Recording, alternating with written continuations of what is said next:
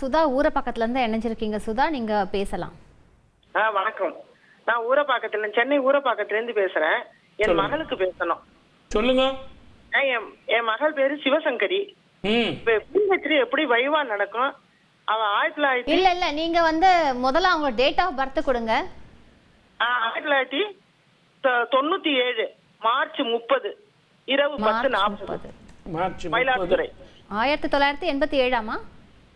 97. Okay. Time சொன்னீங்க? 10:40 மயிலாடுதுறை. காலையிலயா சாயந்திரமா? இரவு. அதாவது அவங்களுக்கு லைன் கிடைச்சிருச்சு இல்லைங்களா? அந்த ஆங்ஸைட்டில லைன் கிடைச்சிருச்சு. பேசுறதுங்கிறது தெரியல. மூல நட்சத்திரம் தனுசு ராசி. கரெக்டாமா?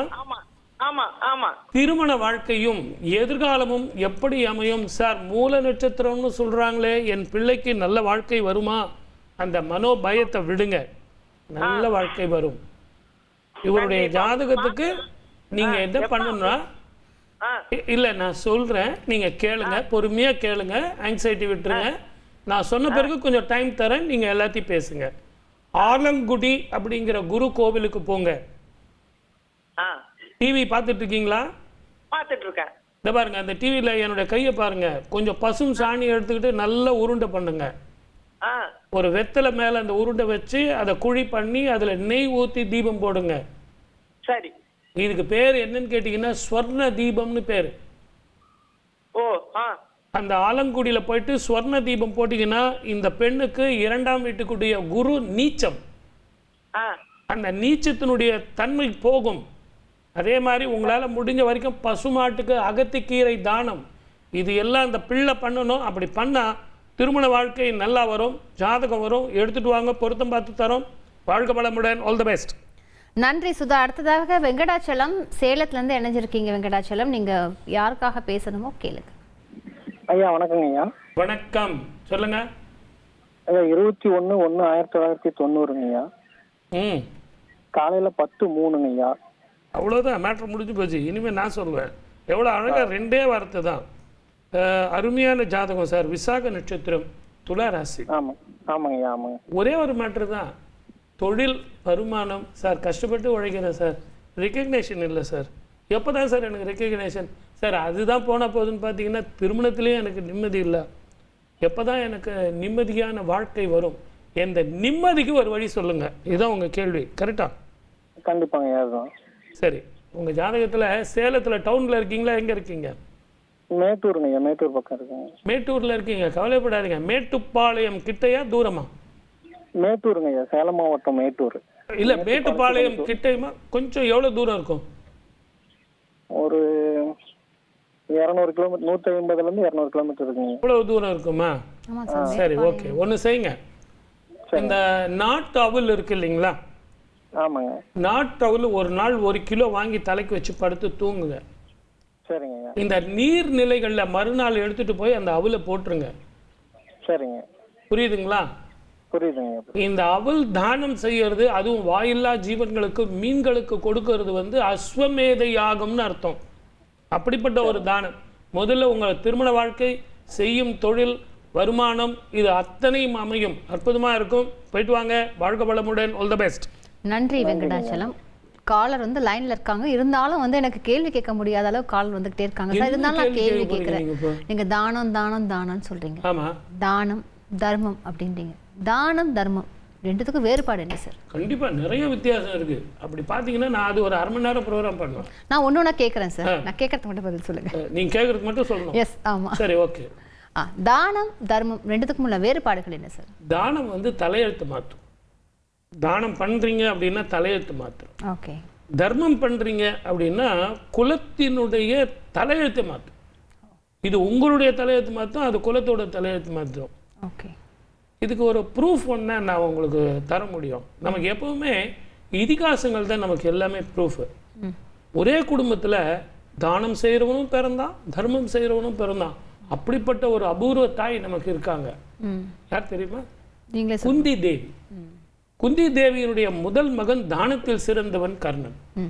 2வது மகன் தர்மத்தில் சிறந்தவன் தர்மன். இவங்க 2 பேரும் ஒரே குடும்பத்தில் இருந்தாங்க. அப்படி இருந்தால் அந்த குடும்பம் இவ்வளோ கஷ்டப்படுது. இதையெல்லாம் சொல்வதுக்கு தான் இந்த நிகழ்ச்சி. இந்த நிகழ்ச்சியில் பார்த்தீங்கன்னா நான் ஒருத்தருக்கு சில பேருக்கு தானத்தினுடைய பலன் சொல்வேன், ஒரு சில பேருக்கு தர்மத்தினுடைய பலன் சொல்வேன். தானம் யார் செய்யணும், தர்மம் யார் செய்யணும்னு ஒரு கணக்கு இருக்கு. தானத்தை பகல்ல செய்யணும், தர்மத்தை இரவுல செய்யணும். தானத்தை சூரியனுடைய சாட்சியா வச்சு செய்யணும், தர்மத்தை வந்து இரவுலையும் செய்யலாம். எந்த நாள் திதி நட்சத்திரம் கிடையாது. அதனால்தான் என்னுடைய நிகழ்ச்சி நீங்க பார்க்கும்போது தயவு செஞ்சு மற்ற நட்சத்திரக்காரர்கள் எழுதி வச்சுங்க. அப்படி இல்லைன்னா நம்ம யூடியூப்ல திருப்பியும் போடுறோம் இல்லைங்களா, திருப்பி திருப்பி திருப்பி போட்டு கேளுங்க. நீங்க ஒரு நிகழ்ச்சியை வந்து திருப்பி திருப்பி போட்டு கேட்கும்போது தானம் யாருக்காக எப்ப சொன்னேன்னு கேளுங்க. அந்த மேட்டூர்ல இருந்து பேசினாரு, நம்ம கிட்ட பேசும்போது அவர் சொல்றாரு நான் சேலம்னு.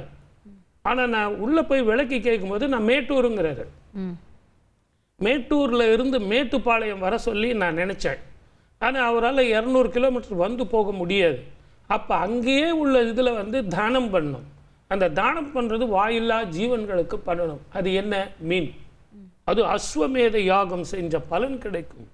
அப்படித்தான் நம்ம முன்னோர்கள் நமக்கு சொல்லி கொடுத்துருக்காங்க. எதுவுமே இல்லை, நான் வெளிநாட்டில் இருக்கேன் சார். ஒரு அம்மா இப்போ கத்தாரில் இருந்து பேசினாங்க. நான் நினச்சேன் அந்த அம்மாவனுடைய பொண்ணு அங்கே இருக்குமோன்னு. ஆனால் அந்த பிள்ளை இங்கே இருக்கு. அங்கே இருந்தால் நான் பறவைகளுக்கு தீனி போட சொல்லியிருப்பேன். அதுவும் அங்கே வந்து நிச்சயமாக புறாக்கள் நிறைய இருக்கும். ஏன்னா கத்தார் இல்லையா, நிச்சயமாக நிறைய புறாக்கள் இருக்கும். வாயில்லா ஜீவன்கள் அங்கே கொடுக்க சொல்லியிருப்பேன். தமிழ்நாட்டில் இருக்கும்போது மீன்களுக்கும், வெளிநாட்டில் இருக்கும்போது புறாக்களுக்கும் இதுதான் பரிகாரம்.